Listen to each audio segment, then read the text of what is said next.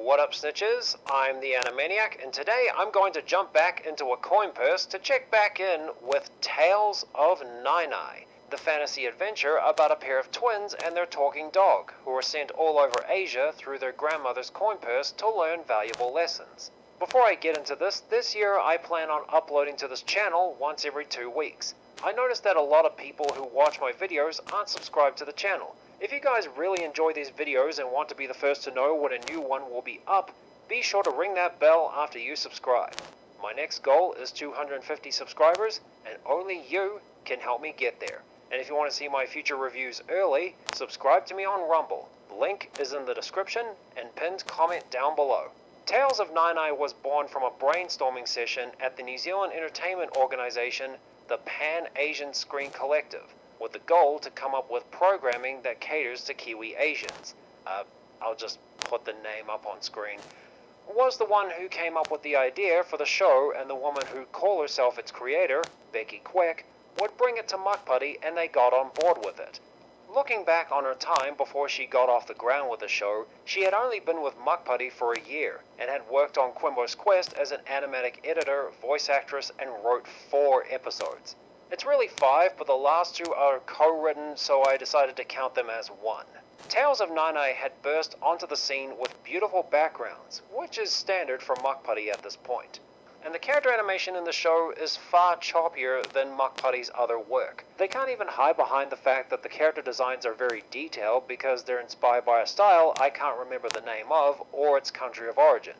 But how simple it is brings attention to the animation quality dip. And in the case of the Mother Dragon from Sky Children, the limitations of the budget with her character animation and the fire breath effect were exposed. News had interviewed a few members of the crew in the lead up to the premiere of this show, and in the article, Becky had instructed her artists not to draw the female characters in a very feminine way. She jokingly said that 4-year-olds aren't demanding they flaunt their assets. Okay, I mean, female characters in animated kids shows have been focused on more for being characters in the past decade, so if she intended on appearing special, I unfortunately have to tell her she's following a recent trend. The twins are okay. They serve their purpose to the stories. Nothing more, nothing less. Their grandmother in Season 1 is the best character in the show. I'll get to why when I talk about Season 2. And their talking dog Bao Bao pretty much makes mostly unfunny food and dog jokes. The first season did stumble out the gate with the first 2 episodes, more on why later, but was able to recover and do just fine. I could pick out 6 good ones out of the 10 episode season. At its best were episodes like Sky Children, Seems Dramatic, and Magatachi, and at its worst were episodes like Easy Peasy and Snowplow Returns. Season 2 will bring a few more to the table. That's what put itself above the rest, the strength of the messages and how well the episodes were written. But like its siblings, it isn't very funny. I could count on one hand the actually funny moments. Do I have another name? Yes, it's Boofhead. This is the good name place.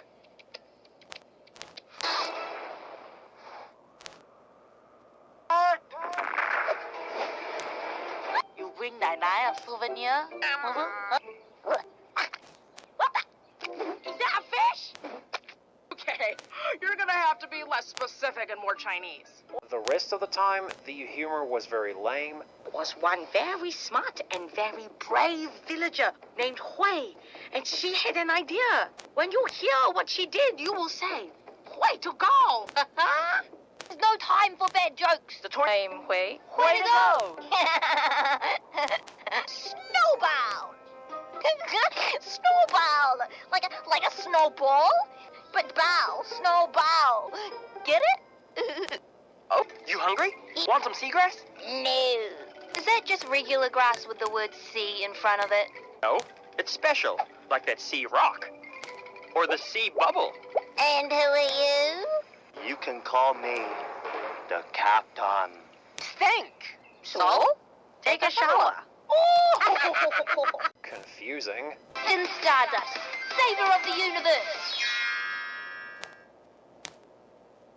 I'm sorry, was that awkward silence meant to indicate that was a joke? Unremarkable, like it's empty filler or one of Bao Bao's snacks. or just filled up an episode with them, hoping some of them will land, but instead it takes the air out of the story. Tales of Nine is important because it's Mukpuddy's first cartoon in 6 years when it premiered in 2019, and its creator Becky Kuek has found her career blossoming after spending a decade as a struggling actress in short films and nameless bit parts in TV shows by going behind the camera. Because of this move, she had been awarded a grant from the New Zealand Film Commission for whatever project she has, a few skits and a short film which she intends to make funny. We'll see. Becoming a board member on the New Zealand Writers Guild, and is currently developing other TV and film projects of her own. Seeing her success would encourage others to come forward with their own ideas for shows. Josh! Season 2 saw a few changes to the characters going forward. First is the dog, Bao Bao. One thing about her in Season 1 is that she can speak English only when inside the purse. Oh, I found it in a tree. This is the best place ever. Snacks on trees, no homework. I regret eating all those snacks. Oh, the bowl! Throw it to Bobo! Why would you do that? But in the first episode of the season, it's shown she can talk outside of it when we see her doing her internet series. I release new videos every Tuesday, because on Tuesdays, we chew. Yum yum. The challenge with snacks like this is that they're dry and chewy, so you have to be persistent. And when she's eating food, dressed up in her grandmother costume on Halloween. Hello. I thought you weren't afraid of talking dogs. Uh-oh. Just what I thought. No! It's chocolate. A ghost skeleton put them there. How do you know that, Bao Bao? There's the ghost skeleton's right there. You're kinda tearing down the wall that divides fantasy and reality. But that's nothing compared to what they changed about the twins' grandmother. The reason why I refer to her as the twins' grandmother is because Nine is Chinese for grandmother. Feel free to complain about my decision in the comments below. In Season 1, Michael and Maggie's grandmother was gentle, patient, wise, and funny in a dad joke way. I know she's a grandmother, but it's the term I heard the most to describe her type of humor. And that's what I liked about her. During that season, there were little moments where she would lose her patience at the twins and freak out as well. Also, one day when you are not together, you will miss each other. No, we won't. Okay, then I have no more patience for this. I don't care what you want. Go! I guess that should have been a sign of things to come, because that trait had been ballooned significantly that I couldn't really appreciate when they went back to the grandmother I liked from Season 1. Ah, so are you two saying that when something is old, we should throw it away? Go get a new shiny one? In some places, you have to buy water from the shop just to brush your teeth. You will die. One day, machines will take over the world, and what will you do then, No brains left to save humanity. Did you ever think that maybe you should appreciate what you have instead of wasting it? No, you didn't. You will die. Oh, and what about Nine? You going to throw Nine away, Get an upgrade? Turn into a cow? You will die. And how dare you use the dishwasher? You dishonor our ancestors. You will die.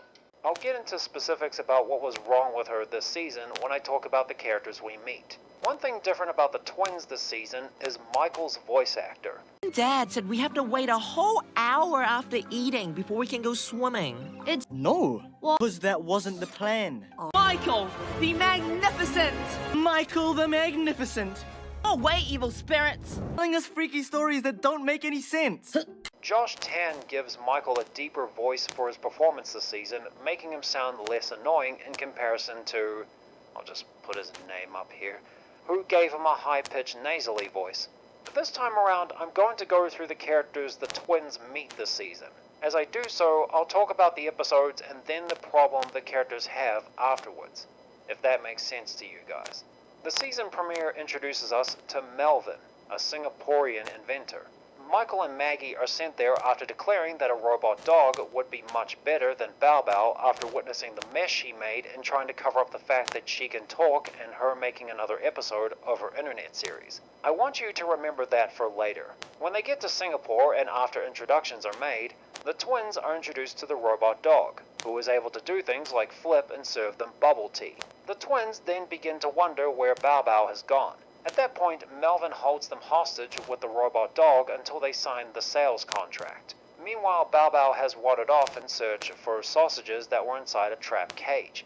Melvyn's motivation for making a robot dog was because when he was a kid, he left a gate open and his dog ran away, which he uses to tear down real dogs and prop up his robot dog. Even when Bao Bao does come back to help them, she gets distracted by the robot dog who presents her with sausages, using that moment to prove the twins can't really depend on her to help them. And it seems like they're reluctantly going to sign the contract. But Melvyn, being unable to find it, leaves Michael, Maggie, and Bao Bao to dispose of the robot dog by making it jump out the window. So what Anything's a Snack set out to do was explain that over-relying on technology will cause humans to neglect developing their brain power, and a robot companion can't replace that of flesh and blood companionship. Now here are the various ways this episode fails at its goal.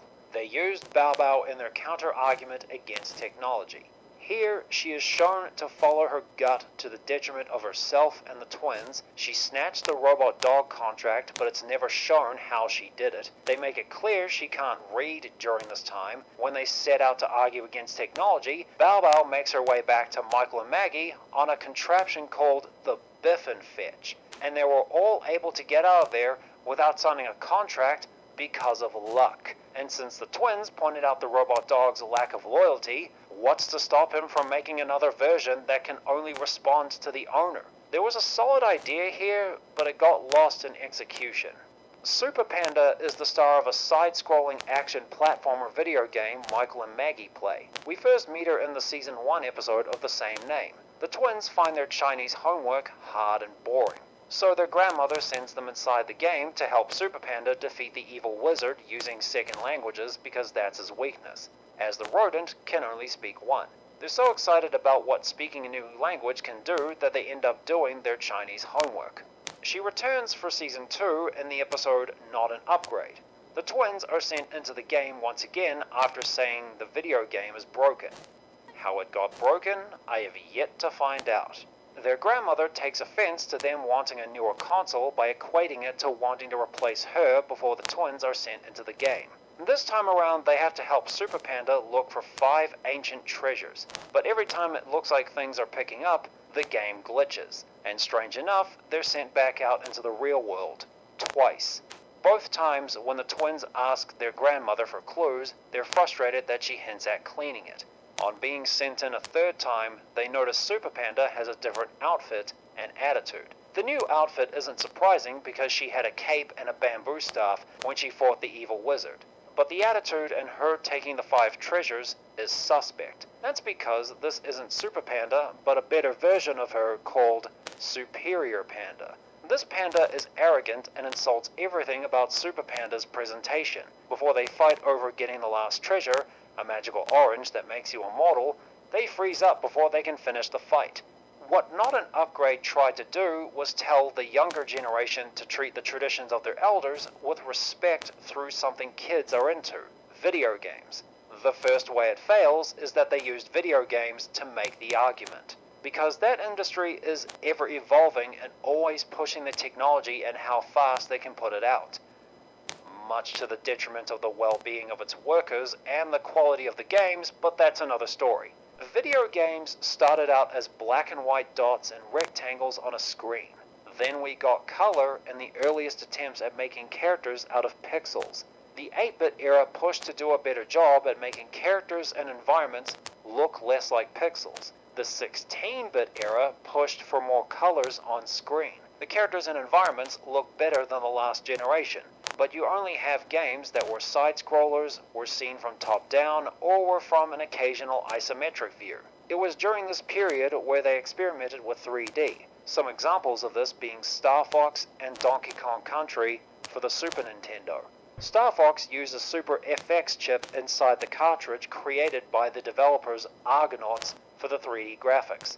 By today's standards, it looks terrible, but it was revolutionary for the time. In the case of DKC, Rare used the same computers used to make the CG effects for Jurassic Park to create the characters in CG before making them into sprites for the game to give it its look. But much like the other leaps the previous console generations made, You can only push the technology so far before you have to upgrade. From the next generation onward, the following advances would be made. Cartridges were replaced by CDs, DVDs, and Blu-ray discs for extra storage space. Save files and the password systems in the cartridge would be replaced with memory cards and then internal storage space on the console. You can play online multiplayer in certain games, and consoles would also be capable of playing movies, TV shows on DVDs, music, go online to watch videos, and other content on various streaming platforms. And if a game series still has lots of selling potential and a massive and loyal fan base, they'll still make sequels, or they'll make the originals that have become classics available to them by either selling it through a console's online store, or they'll remaster it in HD for a newer console. What also doesn't help the twins' grandmother's case is that she compared herself to the man-made console. She just brought herself down by doing that. The twins didn't need to go through all of this when the solution was to take the console to a repair shop. But I guess that would be more like, Oh, yeah, we'll have him in hysterics with that bit. 6 minutes in a checkout line. Ooh, somebody stop me, I'm laughing. I really wish I was watching that right now. No, not that one. And by the end, their grandmother agrees that there is something wrong with the system, so she doesn't remain strong in her position. But that won't be the biggest blow to her reputation. Not an Upgrade has the attitude of old ways are better, new ways can suck a jawbreaker. Becky would have had better success at getting her point across if she went with anything else to help make her argument. So, like Season 1, Season 2 stumbles out the gate with its first 2 episodes. Solongo is a snake who wanders the Gobi Desert looking for water to survive. The twins are sent there after their mother chews them out for wasting water. Can she do the same for my older brother? My mother can't get through to him after 40 years of yelling at him. During their adventure in the desert, the twins learn just how hard it is to find water there, checking every well for it. This episode, after a while, just wraps up. They're sent home after immediately finding some water for Solongo, like it just abruptly ends. Also, I got the feeling they didn't have enough plot to fill a 12-minute episode, so they put in Bao Bao defending the boat from sand pirates. There weren't. She just waves around a cardboard paper towel roll, whacking things she thinks are sand pirates. Solongo is shown to be resourceful when we see what she's able to make with the recycling the twins brought, making a windshield for a flower with a bottle and a separate vehicle for them to continue the search for water when the wind dies. Her ingenuity is something I can respect about her.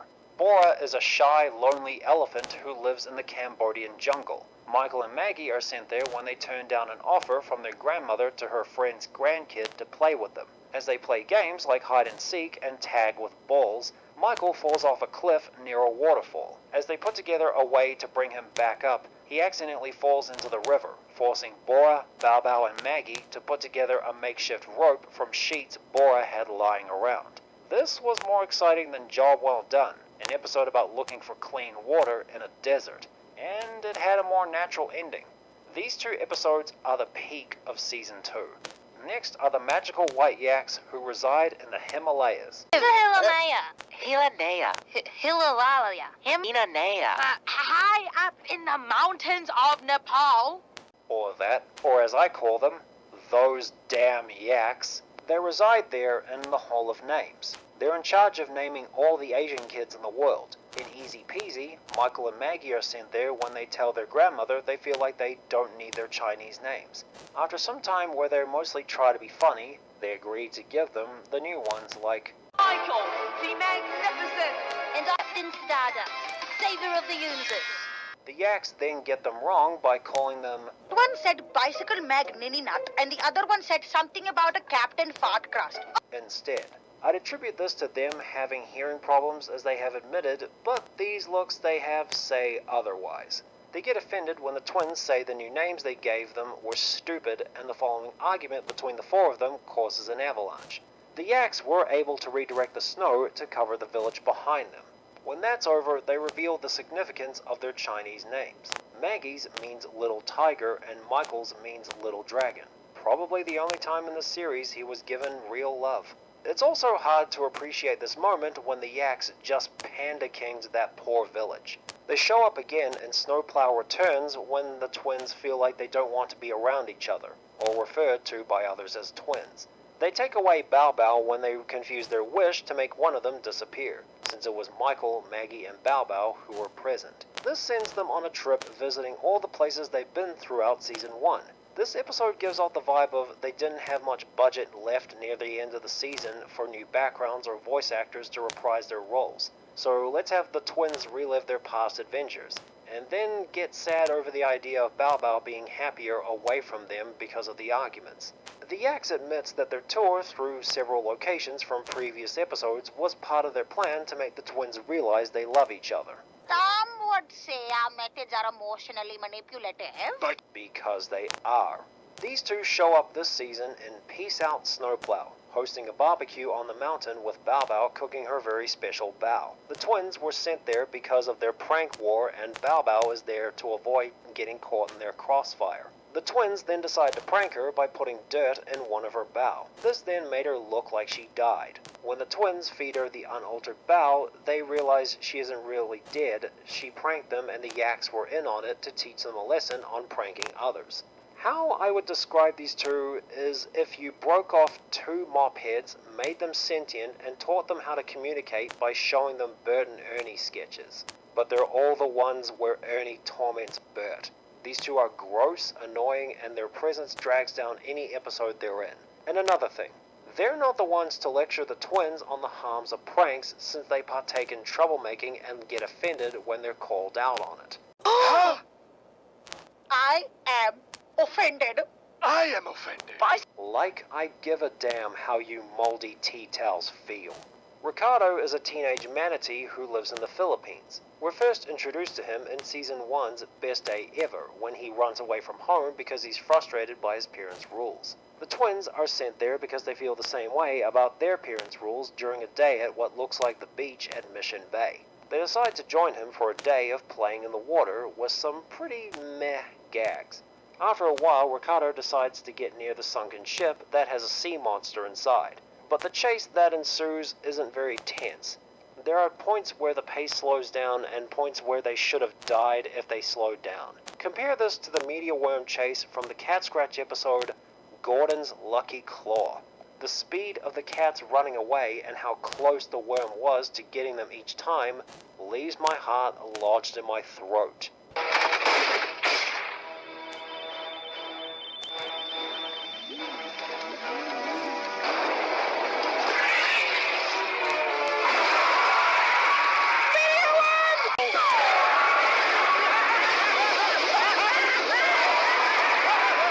Twins and Ricardo survive the encounter by wrapping up the sea monster in the shipwreck, just in time for his parents to chew him out for running away and to be thankful that he wasn't hurt. Ricardo and the twins have learned that their parents' rules are there to keep them safe.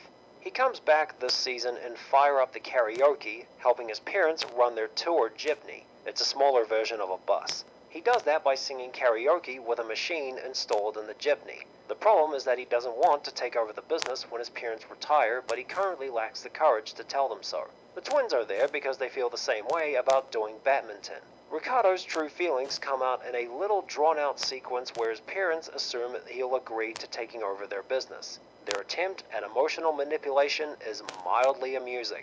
How hard it is to build a jeepney with pins. Why do you want to turn your back on all of our hard work? Your mama is dying of heartbreak from you stabbing her in the heart. Could you make your mama cry? After the jeepney crashes and when Ricardo's attempt to run away again is thwarted, he reveals he wants to be a chef.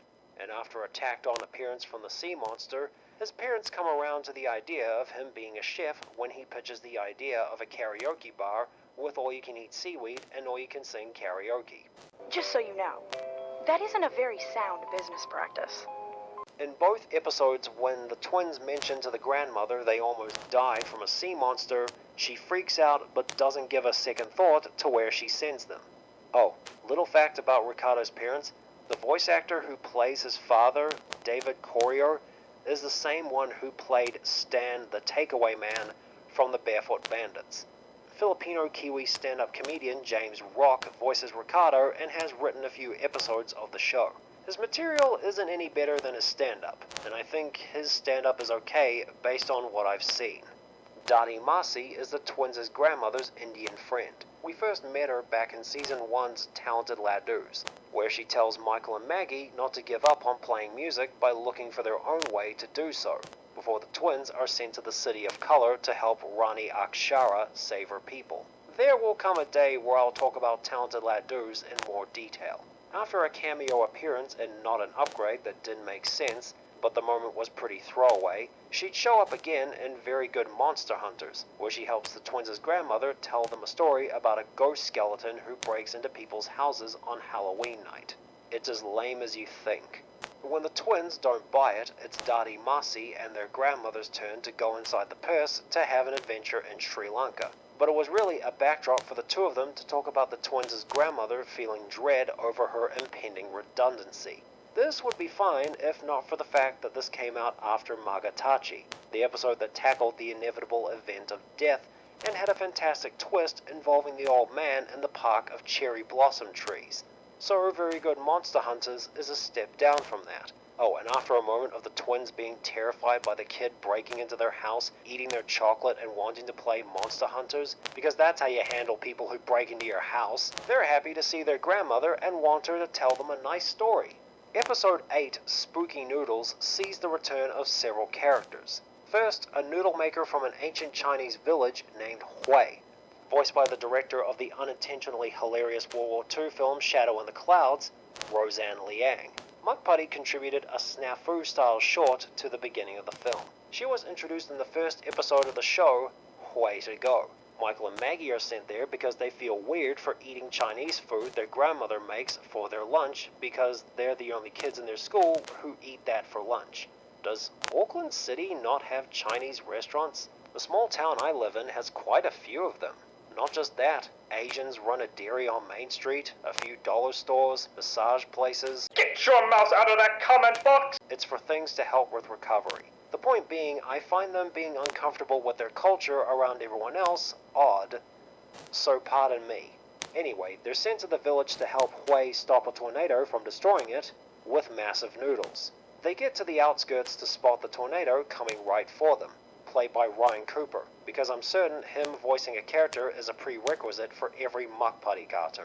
And the sight of him looking like a doofus makes Hui freeze up. In that moment, the twins get the idea to tie the noodles up in the statues they're standing between. As they're hiding behind them, the twins spot Bao Bao passed out in the middle of the statues and try to carry her to safety. Hui notices this and the tornado is close to them. And in a moment that's supposed to make her look cool but instead makes her look dumb, she jumps out to shield them from the tornado. She would have looked cooler if she sprinted to the middle, picked up the twins in one arm, Bao Bao in the other, and sprinted to the other end just as the noodles broke. The tornado gets wrapped up in them, and when he settled down, we learn that the tornado only did it because he felt weird about the others making fun of him. The twins tell him the same thing their grandmother told them earlier in this episode. You should be proud of who you are. He should be proud of who he is? This doesn't work because of who they're saying it to. They're telling a tornado, a vortex of high-velocity wind that appears under certain conditions, rips up and destroys anything that surrounds it, and disappears, to be proud of who he is. After a cameo appearance in Snowplow Returns, the two return in Spooky Noodles, where Hui is struggling to save her business when customers neglect to notice a sign that tells them not to eat their noodles while they're hot. And she repeatedly tells the tornado to stay outside the village. It's not funny in any way. The twins are sent there after they get fed up with their grandmother's seemingly nonsense stories that she refuses to explain the logic of. That sequence is a double-edged sword because it's funny, but it costed the grandmother a huge chunk of her credibility. This won't be the last time something like this happens in this episode. After Hui hears the stories the twins were told, she tells them about the situation she's in. As they enjoy the noodles, Michael's whistling accidentally summons the evil spirits from Season 1's Seems Dramatic, where they harass Shizi and Bao Bao before burning things to the ground. That lion acted like he didn't believe in doing the lion dance until he came clean about not knowing how to do it from his granddad. The spirits then put everything back the way it was before they showed up. Anyway, they show up again in Spooky Noodles. Their presence gives Michael and Maggie the idea to ensure Hui's customers blow on their hot food. They partake in, at this point, a well-worn-out gag of schemers acting unconvincingly, but other people buy it. This is another double-edged sword because while they make this bit work by pushing the awkward acting far enough to a point where it's funny, they're also pulling off something dishonest where Hui allows herself to be led by the twins again. What happens next is chaos, and not the fun kind. Where they were able to get the message of blowing on their hot food, they were only able to get the customers to spread the word about her restaurant when the tornado shows back up to scare them into agreeing. I think Hui has something she needs to do. Say thank you! Say thank you! This episode deals the biggest blow to Tales of Nine so far. It has some of the show's bigger laughs, but it comes at a big price. The grandmother doesn't look good because she refuses to explain anything she says, and unless you have time in your day to ponder them, or a club or group of friends to discuss what they mean and how they apply to everyday life, I'm pretty sure the kids they're aiming to court would still be confused or laughing at how stupid what they said when they came away from it. Hui doesn't look good for allowing the twins to involve her in a dishonest scheme to save her business, and while in Hui to Go she was brought down so the twins can look good by picking up where she dropped the ball, they don't look good by concocting a scheme where Hui lies to her customers. Spooky Noodles is nonsensical and chaotic. Soo-Min and Soo-Young, also known as the Super Spectacular Seesaw Sisters, what do you say, are a pair of birds from Korea who perform a routine for the people during an annual festival, and who sound more Kiwi than any Korean I've heard. Dotigi is an art form. Each performer must be precisely in tune with the other. One wrong move and you could get very badly hurt. But we've never made a wrong move. We're the best in the world. The best in the world because we practice. Then again, I could say the same thing about the evil spirits. In It's Called Improvision, and yes, the episode is called that, the twins are sent there because they argued over how they should pack the mooncakes, and they get sent there to learn about the strengths and weaknesses in their mindsets by hanging out with the sister who thinks like them. This episode feels like it's from season 1, but since their grandmother had revealed the solution to the problem when explaining the different names of the festival they're preparing for, the ending became easy to predict and the episode was thus boring to watch. In comparison to Talented Ladoos from season 1, it isn't totally obvious where the rest of the episode would go. Speaking of an episode with a boring plot, the season finale, Home is Where the Dog Is, introduces a lantern named Denglong. It's Chinese for lantern. The twins meet her in a park as she broke away from the tree her friends were hanging in. The twins were sent there because they wondered where their true home was since they're Japanese and Chinese folk living in New Zealand, after expressing boredom while at the park that looks like the one that surrounds the Auckland Museum. Anyway, so the twins are in the park inside and help the lantern get into the tree, and after an awkward moment where Michael and Maggie wonder if that was it, the lantern immediately regrets moving to a new tree, suddenly realizing she'd be all by herself. Seriously? And all the lanterns are where the stalls are. Again. Seriously? After they help her down from the tree, they agree to help look for a new home that's closer to other lanterns. From here onward, the episode has callbacks to other episodes. This isn't a good idea because if what you're watching isn't entertaining, the last thing you should be doing is load it up with references to better episodes like SuperPanda, Sky Children, Job Well Done, and Magatachi. After a while, they make it back to the tree so the lantern can be with her friends once again in time for the twins to watch the fireworks with their grandma and their parents? I like to remind everybody the twins are inside the purse and their grandmother almost never goes inside. And Bao Bao talks in front of everyone again, shocking the grandma once again. This episode's plot of a lantern leaving their home to find a new place to live doesn't have a lot of impact when the other lanterns were shown to be too tired to really care, or like, oh cool, you're back, when she comes back to them, which would make you wonder if her absence really made an impact on them. Then there's the ending where the rest of the twins' family join them to watch the fireworks. A very nonsensical ending to the episode, which was an underwhelming season finale. So the reason why I use the characters they meet to talk about the episodes is because they're used to tell a story, some jokes, and get a message across. but they're the least memorable part of the show, and if they are, chances are it's not for the reasons Becky intended. Now this season sees the show deliver a few more funny moments than the last. Nai, SuperPanda is broken. Oh, fluffy dog. Nai and Bao Bao will grow old together. We don't need any mega game boring box, do we? Okay, bye. Fun fact, I ate a flower for breakfast this morning, and then I sneezed it up. But then I ate it again. Only Elephant has never been on a superhero mission. Why? It's a very interesting story. Are you gonna tell us? Guess who? Hey, Masi, what's in a ladu? Love, wisdom, years of hard work, and an all-consuming and never-ending commitment to taking care of your family by feeding them. Duh, it's a fake story. You know, even though you're all glowy, you're not too bright. Oh, I forgot to say, we're also in charge of kidnapping babies. In addition to what I've shown earlier in this video. In some cases, these bits can actually interfere with the message they're trying to get across, if the writing itself didn't get to it first. The opening montage and spooky noodles and awkward acting in their scheme to help Hui drum up customers, it's not at that point where it's frequent and egregious that the comedy and messages can be represented as dancers who step on each other's toes and a fight breaks out between them. I'm gonna hope that it doesn't lead to that.